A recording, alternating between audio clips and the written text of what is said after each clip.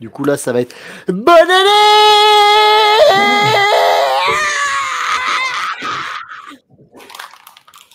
Ça Bonjour. pique. Hein. Bonne santé. Et bonne santé, ouais. Hein Oh. Ah merde, j'ai gardé le même pull. Je suis habillé pareil depuis 3 semaines. Oui, enfin, on enregistre les émissions. Ils sont pas cons, les gens. Hein, ils savent qu'on les fait d'affilée. Là, on est en juillet 2023, les gars. Hein. Et sur ce, générique.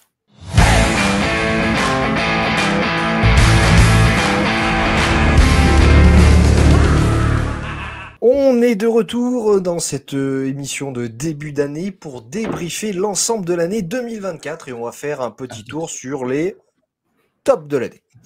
Top, c'est parti. Mon premier est un comics, mon deuxième est un comics et mon troisième est un comics. Je suis un... c'est vieux pouce. Qui c'est qui a fait ce truc? C'est toi, Red?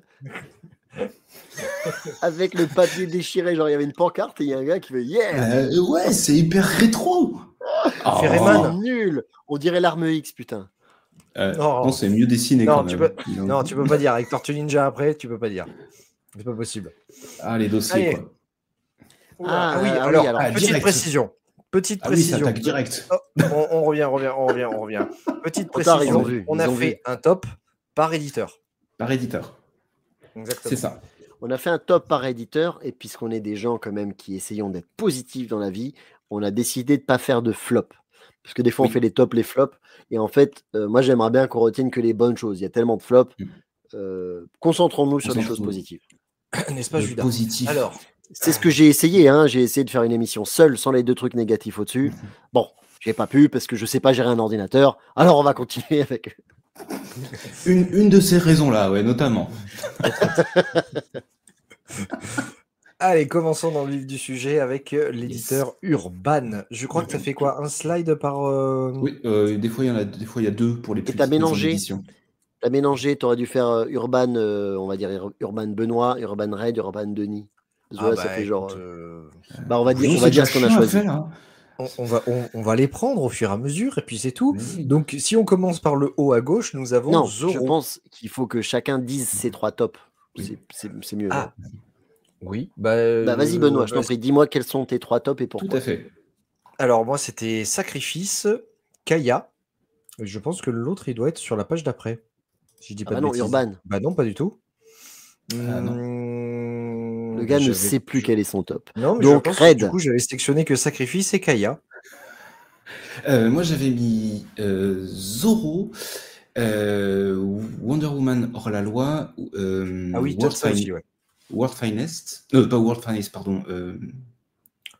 Merde, comment il s'appelle? Il n'y a pas le titre. Vous connaissez bien vos tops, ça fait plaisir. Putain, ça vaut le coup. On commence l'année comme on a fini. Si vous voulez, je dis les miens, comme ça vous réfléchissez. Ouais, je vais chercher le titre, moi.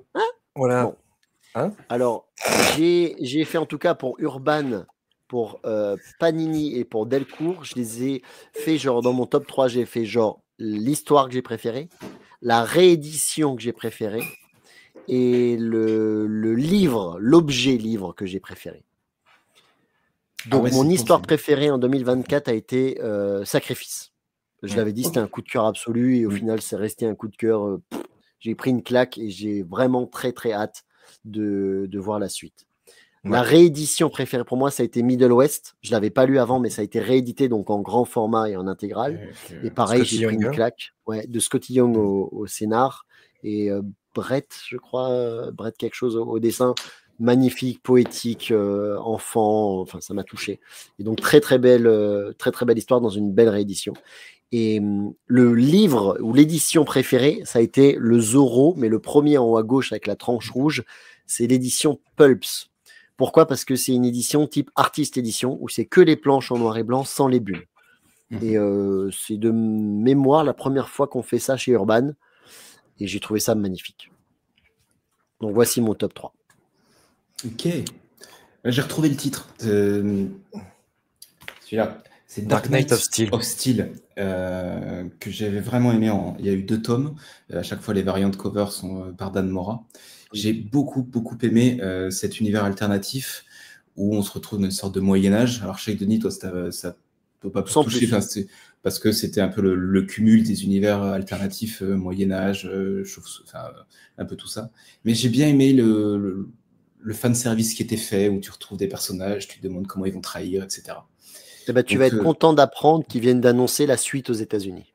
Ah bah je pensais que c'était fini, tu vois. Non, c'est un spin-off, pareil, un Elseworld dans le même esprit. Bah, en hiver, il me semble que ça se passe cette fois. Oui, style Viking, je crois, non? Ouais. Il y a des dragons et le frère couche avec sa sœur, parce que ça c'est probablement. C'est possible.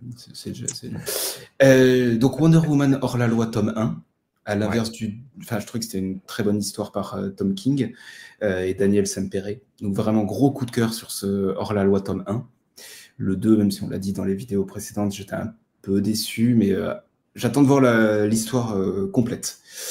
J'avais mis aussi Sacrifice, qui est vraiment hors de ce que je peux lire habituellement, pour le coup, parce que c'est de la fantaisie, enfin pas de la fantaisie, mais c'est au niveau des dieux, c'est pas un univers que j'affectionne d'habitude. Je suis plus terre à terre, et là vraiment, je trouve que ça monte en puissance au fur et à mesure des pages. Donc pareil, vivement la suite. Le Pingouin, qui est une des dernières sorties d'Urban en décembre. Pourquoi tu parles encore? Un top 3, ça s'arrête à 3, là, t'es déjà au 4e. Ah ouais? T'as dit Wonder Woman. Mais un top 3, c'est pas un top 5, bordel. Laisse-moi, j'aime bien, et après je lis pas le reste, il fallait que je compense. Vas-y, tu lis que du Urban, alors mets tout dans Urban, t'as raison. Non, le Pingouin, parce que vraiment très très bonne histoire, le tome 2 en tout cas, pour conclure ça. Oui. Et en fait, à peu près comme toi, Denis, j'avais mis le noir et blanc de Zorro. Alors moi, c'est la version où il y a les bulles, c'est la version d'Urban noir et blanc. Mais le kiff de revoir le dessin de Sean Murphy sur ce personnage-là. Oui, plus les dessins que l'histoire en soi, qui est pas ouf, qui est bien, mais voilà. Mais voilà, c'est vraiment les dessins dans cette histoire qui sont vraiment excellents. Ouais. C'est ça. Monsieur Benoît. Benoît, toi, défends ton bout de gras, vas-y. Non, mais non, en fait, je me rappelle maintenant, c'était Wonder Woman, Sacrifice et Kaya. Je suis d'accord avec vous deux sur le fait sur Wonder Woman et sur Sacrifice. Et Kaya est un peu dans la même veine que Sacrifice, avec un road trip mystique, c'est très mystérieux. Et je l'ai trouvé ça vraiment poétique, donc je recommande aussi. Et s'il vous plaît, les gens, commentez en dessous, même ceux qui commentent pas d'habitude, on sait que vous êtes là. Hein. Commentez pour nous dire vos tops de l'année. Par éditeur. Par éditeur, par couleur. Par taille de bouquin, par... Non, mais dites-nous Force vos bleue. tops. Oh, non, c'est pas sûr. Mettez vos tops. Non, mais c'est là que c'est intéressant d'échanger dans ce genre de vidéo où finalement on n'a pas de contenu particulier, on redit ce qu'on a aimé. Mais c'est là échanger avec vous, savoir si vous n'êtes pas du tout d'accord sur X ou Y raison, ou au contraire, est-ce qu'on en aurait oublié. À vous de nous lire. Et puis, je veux bien aussi, pour les malades mentaux qui regardent tous les épisodes, nous dire les flops des coupes de cheveux de Red. Dans quel épisode c'était le pire? Putain, je suis le coiffeur demain, en plus, c'est con. Oh putain, oh la vache! Mais il t'a fait un devis avant, comme le paysagiste ou... Ça vient à la maison, du coup, parce que c'était trop cher. Passons au top Panini. C'est pour ça que je parle moins, c'est bon. Ah, on l'entend plus, là, hein? Bah, tu dois en avoir un. Si, tu en as un là-dedans. Si, moi, parce que je le fais maintenant, comme ça, moi, c'est Big Game. Parce que finalement, des sorties, je m'étais mis un peu dans le Miller World pour essayer de préparer cette sortie-là. Et c'est vrai que ce Big Game-là, ce comics-là, Big Game, gros kiff. Vraiment. J'ai trouvé les dessins, j'ai vraiment bien aimé ce crossover. Ce gros crossover. Ah bien, mon top 3, j'ai fait à nouveau meilleure histoire, meilleure réédition et meilleur objet. Donc, dans la meilleure histoire, je suis d'accord avec toi, Big Game. C'est un des meilleurs millards que j'ai lu ces derniers temps. Et quel plaisir de voir tous ces personnages réunis, de revoir Kick-Ass. Enfin bref, voilà, Big Game, gros coup de cœur. Ceux qui l'ont pas lu, eh ben, faites-le. Mais c'est vrai que c'est chiant parce qu'il faut avoir lu toutes les histoires d'avant et que c'est plus disponible tout le temps chez Panini. Meilleure réédition, je l'ai dit, je le redis, je le redirai toute ma vie, Venom de Donny Cates. Donc il y a le tome 1 et le tome 2, puisque les deux sont sortis en 2024, c'est pour ça que je les ai englobés, le tome 1 et le tome 2, Rex et le Roi du Sang. Et il me semble d'ailleurs que tu es en train de commencer à lire Red. C'est ça, j'ai fini Rex et je continue la découverte. Non, pas et alors, pour l'instant, ça va? Tu kiffes ou bof ou c'est à chier? Démarrage, j'ai eu du mal. Ouais. Mais là, je suis bien dedans. Alors, ça dépend des... mais je pense qu'on aura en rediscuter quand j'aurai fini. Parce qu'il y a des moments, il y a des trucs que j'ai pas compris. Faut être clair. Ouais. Okay. Il y a des allers-retours que j'ai pas compris, mais parce que j'ai pas de bagage. Mais non, vraiment, le peu que j'ai lu. Ce que j'ai lu pour l'instant, je comprends la sélection, clairement. Ok. Sinon, j'ai une Samsonite à la maison. Je te la prête. Oh putain, pour ceux qui ont compris la vanne. C'est le nom d'une valise. Ah oui, c'est une marque de valise. Parce que j'ai pas de bagages. Il n'a pas les bagages. Waouh, donc maintenant on fait des blagues de bagages. Ah bah. Waouh. Puisque je peux. Et enfin, dans mon troisième top, dans la meilleure édition, j'ai choisi le Daredevil jaune qui est sorti début d'année et le Spider-Man bleu en fin d'année. C'est des éditions, ce qu'ils appellent prestige, avec couverture simili-cuir, grand format, que ces histoires méritent. C'est un peu cher, c'est 40 balles par bouquin, mais j'adore tellement cet objet est magnifique. Je l'aborde fièrement dans ma bibliothèque. Et j'espère qu'ils vont sortir donc les deux autres histoires de Jeff Lubb et Tim Sale, à savoir Hulk gris et Captain America blanc dans la même collection. Ce serait magnifique. Tout à fait. Moi, je confirme ce que vous avez dit avec Big Game. Je suis tout à fait d'accord. J'enchaîne avec Ultimate Invasion parce que ça y est, on revient sur un nouveau statu quo d'un nouvel univers avec un nouveau lancement et en plus par Hickman. Donc, oui, je suis à 100% pour. Ça fait du bien de voir un peu du sang frais. Et Gods, pareil. Alors là, parce que c'est du Hickman. J'aime bien. Je sais que voilà, je l'ai déjà dit, mais je l'ai relu au moins 3 fois pour bien comprendre. C'est pas facile. Il faut vraiment y aller. Mais les dessins sont magnifiques et finalement, à la fin, l'histoire est vraiment très belle. Donc c'est un coup de cœur aussi. Mais c'est compliqué. Tu l'as lu en 3 fois. Ouais. Ça n'a rien à faire dans l'univers Marvel à part Doctor Strange. Et du coup, c'est le top 2024. Ouais, ça reste quand même un de mes top 2024 parce que j'ai adoré le personnage principal. Il y a plein de personnages que j'ai bien aimés et j'ai trouvé ça beau dans sa complexité. J'aime Hickman pour ça, j'aime sa vision d'architecte. Il a une vision d'architecte, ce mec-là, et j'aime justement comment il imbrique ses personnages et ses histoires en même temps. Il a la vision un peu de numéro bis, hein, parce que je suis architecte, je comprends rien à ces histoires. C'est plus un dédale. En tout cas, ce que je retiens, juste pour terminer sur ce truc de Panini, c'est que tous les 3, on a un coup de cœur en commun avec Big Game. C'est notable. Après, Millard, ça reste quand même du Millard, malgré tout. Ouais, puis les dessins là, c'était Pepe Larraz. Oui. Oui, non, lui, il a fait Nemesis. Oui. Non, mais enfin, magnifique. Franchement, c'est super. Et la variante cover qui était magnifique. Passons à Delcourt. Alors, putain, je me souviens plus, moi. Alors, moi, je m'en souviens. Oui, vas-y. Par contre, je me dis que Silvercoin, ça fait pas partie de Delcourt. Ah, putain, c'est Huggin et Memine. Ah oui, c'est lequel de vous deux qui a choisi ça? C'est moi.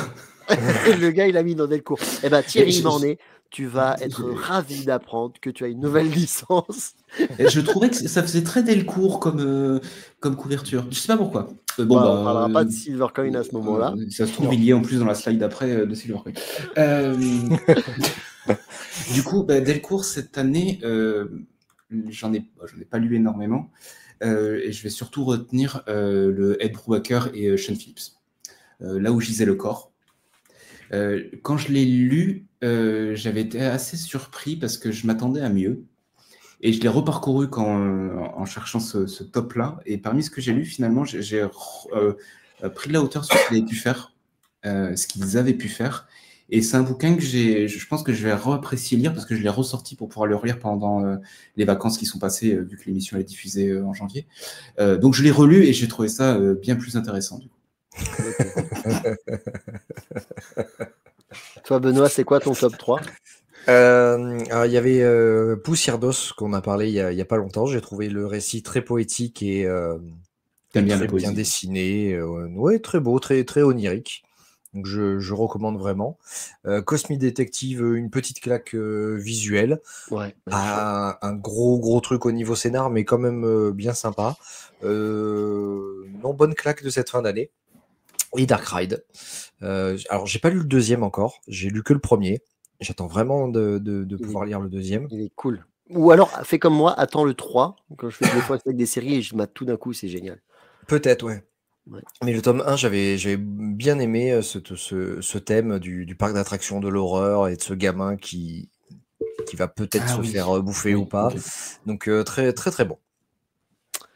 Et alors, moi, je vois que je viens de faire une petite connerie dans mes trucs. Mais bon, bref. Meilleure histoire, c'est Dark Ride. Et j'ai mis le 1 et le 2 parce que les deux sont sortis en 2024. Et c'est l'histoire préférée que j'ai lue cette année. J'adore ce dessinateur qui faisait avant le truc avec le gamin. C'est vraiment très, très beau. Et l'histoire est super cool.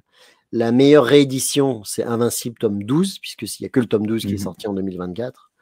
Et j'ai mis meilleur format pour Firepower, mais il n'a pas un format spécifique. C'est plutôt Cosmic Detective qui a un format carré, dont on a parlé.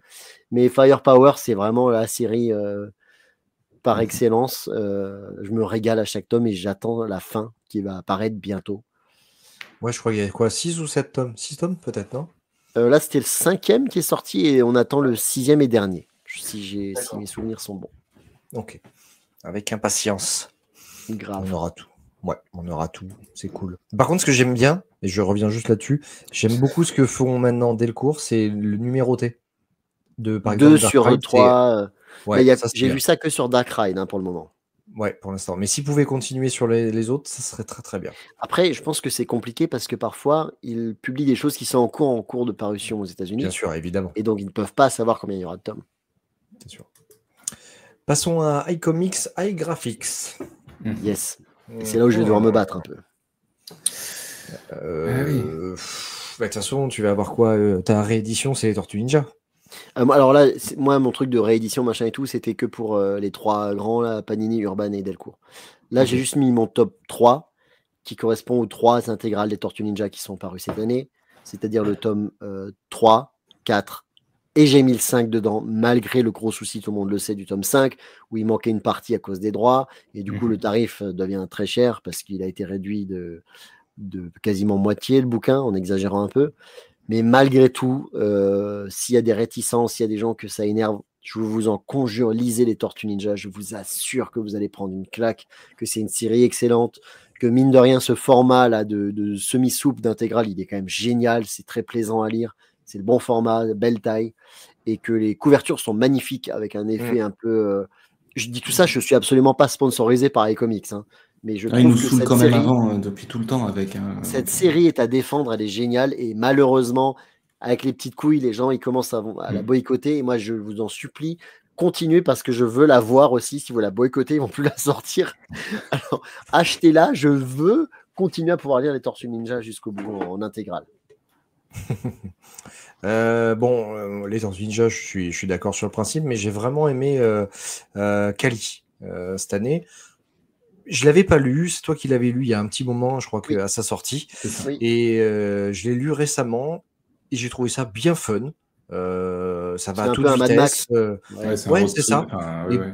Et ben, j'ai passé franchement un bon moment et pour cet éditeur, je trouve que du coup, c'est mon top.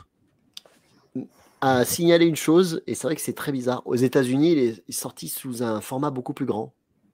Oversize, plus haut, plus large. Et un peu comme chez iComics Down Runner, qui n'est pas du tout au top, malheureusement. Tu sais pourquoi.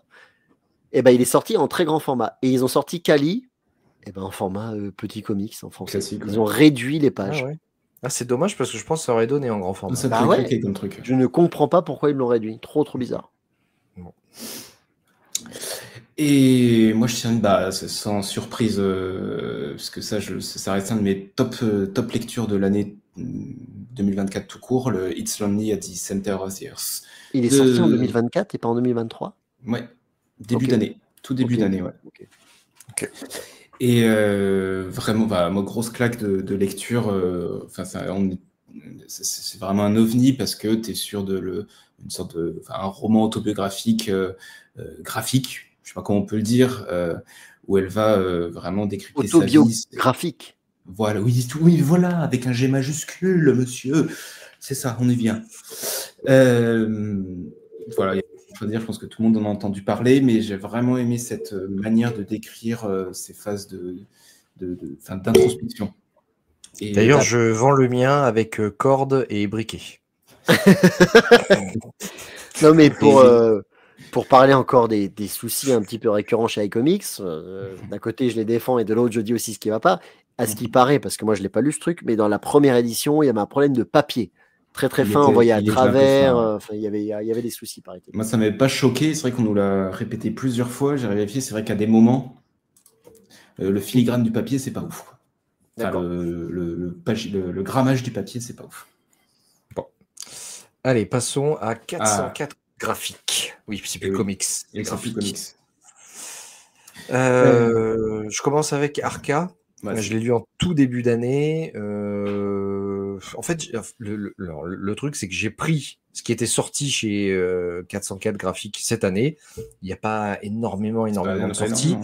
Automnal, malheureusement, je l'ai pas encore eu le temps de le lire. Au-dedans, j'ai failli me pendre et me défoncer.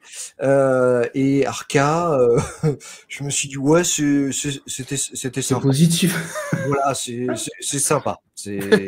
Donc c'est le seul que j'aimais, alors c'est mon top. C'est mon top. Non mais voilà, c'est pas pour être méchant. Le récit est bonnard. Mais voilà, dans cet éditeur-là, c'est ce que j'ai trouvé pour l'instant. Il essaye de dire que c'est le moins pire, c'est ça qu'il essaye de dire. C'est un peu ça, ouais. Alors moi, j'ai mis au-dedans, parce que c'est quand même un récit touchant, même si c'est pas du tout ce que je lis d'habitude. Et effectivement, je comprends un peu l'avis de Benoît qui dit que c'est triste. Mais il faut se mettre un peu à la place des personnes qui ça arrive. Et je pense que c'est un exutoire. Et que malgré tout, je suis d'accord avec toi, Red, il y a des vannes, il y a des moments entre la mère et le gosse où tu rigoles et tout. Et vachement bien. Et je terminerai par dire que Automnal, j'adore, mais que moi, par respect pour les gens qui nous regardent, je ne mens pas, monsieur Red. Parce que c'est une réédition, monsieur. Et tu en as fait sur Panini. Viens pas me casser les burnes, là. Oui, maintenant que tu le dis, c'est vrai. Bon, je ferme ma gueule. Et il est plus grand, monsieur. Non. Mais Automnal est un super récit, mais c'est une réédition qui est parue cette année, effectivement, tu as raison. C'est ça. Moi, j'ai mis Automnal parce que réédition, en effet, et il est un peu plus grand. Bouquin qui est sorti pour Halloween ou pour la rentrée, un peu horrifique. Quelle claque. Quelle claque visuelle. Franchement, c'est génial comme bouquin. C'est toujours la qualité où ils sortent leurs bouquins chez 404. On s'attend pas du tout à cette fin. Non. C'est une non, c'est vraiment une histoire d'horreur. Je sais pas si c'est de l'horreur, mais c'est vraiment très très bon bouquin. Et j'ai mis au-dedans aussi parce que, comme tu l'as dit, alors faut préciser que c'est sorti en début d'année. Moi, ce moment-là, c'était janvier-février. J'ai enchaîné Zoé Torogood et le au-dedans. Psychologiquement, il faut être assis, mais... En même temps, tu venais de faire 3 enfants, hein, tu n'étais plus à ça. Ah non, il était pas né le 3e encore. Mais il était en cours. Justement, il a lu ça, il a déprimé, il a dit, allez, viens, on fait un gosse. Et ça... Il faut du positif. Non, c'est vrai. Au-dedans, vraiment une claque très drôle et vraiment et le dessin, mine de rien, unique. Simple mais efficace, il est unique. Il y a juste à dire que... À chaque fois, il nous spoil la page d'après. Non, mais il a envie de se dépêcher, il a raison. Automnal, oui, c'est un beau récit d'horreur. Je crois que j'ai lu vraiment que 2 récits qui m'ont vraiment fait peur comme ça dans ma vie. C'est Automnal et L'Arme X, à cause des dessins. Je t'emmerde. Et Red Room aussi, t'as oublié Red Room. Ouais. Non, je ne l'ai pas lu. Ah, c'est vrai. Il faut pas. Tiens, Silvercoin, tiens. Ok, c'est un mauvais copier-coller. Non, parce qu'il faut dire que quand on fait la liste, du coup, je vais choper toutes les images que je mets sur une slide, puis je copie, et ensuite je supprime au fur et à mesure, parce que c'est chiant de faire des copier-coller. J'ai oublié de l'enlever. Donc... C'est vrai qu'il a la bonne place. Ouais. Thierry Mornay, tu viens de perdre la licence. Voilà. Désolé. Mais réfléchis-y. Donc, pour les 2 corbeaux. Ouais. Moi, j'ai gardé Silvercoin. Autant Grimm, tu vois, j'ai apprécié le premier tome. Le deuxième, j'ai pas accroché. Mais Silvercoin, ouais, c'est sympa dans le genre pareil, horrifique et surtout récit d'anthologie. Ça fait passer un bon moment. C'est sympa. Oui. Moi, c'est complètement d'accord avec toi. C'est ce que j'ai mis aussi. Grimm, j'avais lu le 1 et j'ai pas lu la suite. Donc je veux m'y attaquer parce que sur l'avis de Denis, ça me donnait vraiment envie d'avoir la suite. Donc ça, je me le mets à lire. Et Silvercoin, oui, avec une anthologie de plein de petites histoires. Et à noter que dans ce tome 2, il y a une illustration à la fin d'une d'une des histoires. Il y a un bâtiment en feu et c'est une illustration qui est faite par une illustratrice qui est toulousaine, qui s'appelle Sally. Vous retrouvez sur Personne n'est Instagram, parfait. d'ailleurs. Hein. Voilà. Désolé Oui, pour elle. mais voilà, elle a publié une illustration qui est dans ce bouquin, donc bravo à elle. Moi, j'ai mis Grimm. J'aurais bien voulu mettre les 3, mais le premier n'était pas sorti en 2024. Donc, moi, je respecte les gens et je mets que les choses qui sortent en 2024. Et du coup, j'ai mis le tome 2 et le tome 3 qui sont excellents. Je ne sais pas pourquoi Benoît n'a pas aimé. Enfin, sûrement parce que c'était trop simple à lire, sûrement. Non, je sais pas, je suis pas arrivé à accrocher au deuxième tome. C'est vrai, les dessins pourtant, j'ai trouvé vraiment dans la continuité. Mais arrête, c'est le même auteur et le même dessinateur. Qu'est-ce que tu racontes? Écoute, je sais pas, je suis pas arrivé à rentrer dedans. Faudrait que je reprenne le premier et que je me refasse les deux en même temps. Il faut que tu enchaînes les 3, je pense, pour vraiment apprécier. Et qui est une excellente lecture, Grimm, que j'ai découvert cette année. Putain, c'est génial. Ouais, c'est cool. Black River, c'est qui a choisi ça? Moi, Doctor Who, parce que j'adore Doctor Who et c'était sympa de revenir avec un récit, que ce soit republié en France. Il y avait 2 tomes qui étaient déjà publiés chez un autre éditeur avant. Mais là, du coup, moi, j'aime bien Doctor Who, donc je suis content que ça soit republié. Et enfin, Comics Initiative. Donc moi, j'ai choisi les 2 là. Pareil. Cité des merveilles, parce que j'adore le dessin de Jeff Callum. Jeff, ouais, c'est un pote. Gollum, bien sûr. Non, le dessin est génial. C'est un peu moins bon que Cody, mais ça reste super cool, bon enfant, un truc, une lecture très. Ça fait un peu penser aux Goonies. Ouais, c'est super chouette. Okay. Et l'orfèvre, la claque visuelle, où en fait, si tu le relis, il y a des choses qui vont pas, parce que c'est impossible de tenir une histoire infinie, donc il y a forcément un moment des trucs qui collent pas. Mais malgré tout, c'est un truc qui a pris des années, le dessin est incroyable, et le fait d'avoir inventé une histoire en boucle comme ça, c'est un génie absolu. Et donc, très très beau travail de Aurélien Lozez, je crois, de mémoire. Je crois, oui. Il ressortira un bouquin dans 20 ans. Le temps et je serai là pour le lire. C'était notre dernière slide. Oui. Alors, si vous voulez, on peut commencer l'année avec une petite vanne, si vous voulez. Allez. Alors, elle est très connue. Si vous la connaissez, je la dis pas. C'est la vanne de l'ours bleu. Ah oui, avec le missile? Oui. Ah, je la connais pas. Tu connais pas?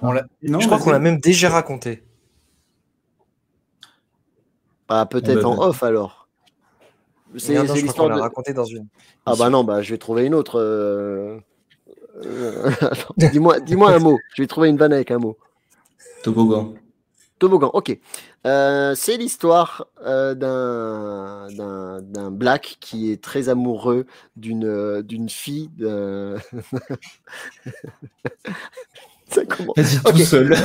Non, mais alors c'est en Afrique, il y a des tribus africaines, et puis tu en as un qui est amoureux de la fille du chef du tribu d'à côté. Sauf que là-bas, ça se fait pas trop. Et donc, il va quand même. Tu la connais? Tu fais vas-y. C'est quoi la fin? Vas-y, jusqu'au bout. Jusqu'au bout. Tu la connais, Red, ou pas? Pas du tout. Ok. Alors, je recommence. Tu couperas à partir du moment où je raconte la vanne. Ça se passe en Afrique. Il y a plusieurs tribus dans l'Afrique reculée. Et tu as un homme qui est amoureux de la fille du chef de la tribu d'à côté. Ça se fait pas trop durant ces moments-là. Normalement, il faut rester entre tribus. Mais là, le gars, c'est le cœur qui parle, c'est l'amour. Il y va. Et donc, il va à la hutte du chef et il dit bonjour, chef, je suis très, très amoureux de votre fille et j'aimerais, si possible, lui ouvrir mon cœur. Demandez-moi ce que vous voulez. Je ferai tout pour elle. C'est l'élu de mon cœur, c'est sûr. Évidemment, le chef de la tribu est très embêté parce qu'il n'a pas envie que ce soit quelqu'un d'une autre tribu. Alors, il dit écoute, je te donne ma fille si demain matin, tu me ramènes un plateau de fraises des bois qui viennent de Paris. Et là, le gars dit pas de problème. Quand j'aime quelqu'un, je fais tout pour elle et j'achète. Et le gars s'en va. Et il prend un avion express, il paye ça super cher, un Concorde qui n'existe plus, mais il le prend quand même, il va vite fait acheter les fraises, il revient le lendemain pile à l'heure, et il arrive tout essoufflé parce qu'il a couru, et puis il arrive à la tribu, et il toque à la porte du chef de la tribu, il dit, et voilà vos fraises des bois de Paris. Et le gars, il regarde les fraises, et puis il dit, ouais, ok, alors deuxième test, je te donnerai ma fille, si demain matin, tu fais atterrir un Boeing 732 devant ma maison sur une piste d'aéroport toute fraîchement faite. Pas de problème quand j'aime quelqu'un, j'y vais jusqu'au bout. Okay. L'autre ferme la porte, et bah du coup il prend des gants, il prend une pelle, il prend du ciment, il fait une piste d'aéroport toute la nuit, machin, il prend son contact qu'il a eu à Paris, mec, s'il te plaît, vas-y, fais ça pour moi, il faut que tu me rendes service, fais atterrir un Boeing, je te donnerai ce que tu veux. Allez, l'autre par amitié, pour une histoire d'amour, il fait atterrir un Boeing 742 sur la piste d'aéroport. T'as le chef de la tribu, il voit ça, il dit putain, mais c'est pas possible, comment je vais faire pour qu'il dégage? Il dit bon ok, alors tu sais quoi? Toute dernière chose, je te demande une troisième et dernière chose. Et ça si tu y arrives, c'est bon, tu as ma fille, tu peux tout faire ce que tu veux avec. Vas-y, dis-moi. Alors, si demain matin, tu te pointes avec un sexe de 52 cm, ma fille, elle est pour toi. Il dit, bah pas de problème, quand j'aime, je coupe.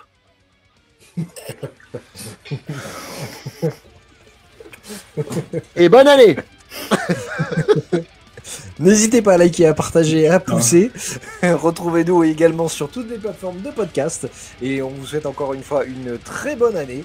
Et on vous dit à la semaine prochaine. Salut. À bientôt. Ciao, ciao.